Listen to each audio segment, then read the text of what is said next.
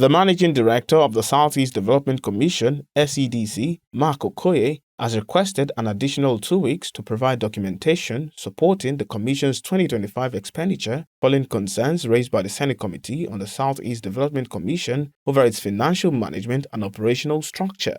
The request came during an oversight session where members of the committee scrutinized the Commission's expenditure profile, staffing levels, and office accommodation arrangements. Senator Victor Okoye raised concerns over complaints relating to office space constraints and inadequate personnel, while Senator Enyinnaya Aberibe sought clarification on the Commission's implied 2025 budget performance, noting that an allocation of about 16.6 billion naira reportedly had only about 26 million naira remaining. Funds already made available to you.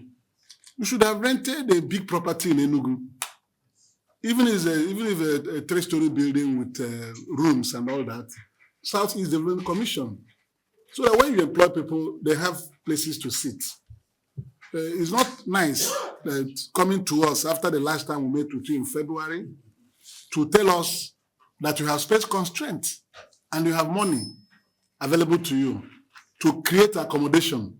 You will not be waiting for government to dash you building because you have money and you're empowered to run that place. Chairman of the Senate Committee on the Southeast Development Commission, Orji Uzor Kalu, expressed dissatisfaction with the explanations provided by the Commission's management and demanded detailed documentation to justify its expenditures. We are not satisfied with your job.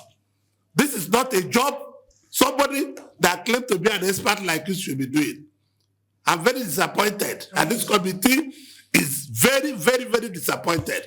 I will give you 1 week to go back and tell us the whole truth on this thing and come back to the committee because you are wasting our time. Speaking with journalists after the meeting, Okoye explained that the Commission had earlier informed the committee of its need for additional time to assemble relevant records. The Managing Director clarified issues surrounding the Commission's budget implementation strategy, explaining that references to implied allocations were aimed at ensuring projects are tied to available funding before procurement and contract awards are undertaken. What we meant by implied allocations, implied budget performance, is a way of just ensuring that we have allocations for our priority projects so that those allocations then influence the procurement process. And then once that procurement process is concluded, it means that as you award contracts, there's always cash backing.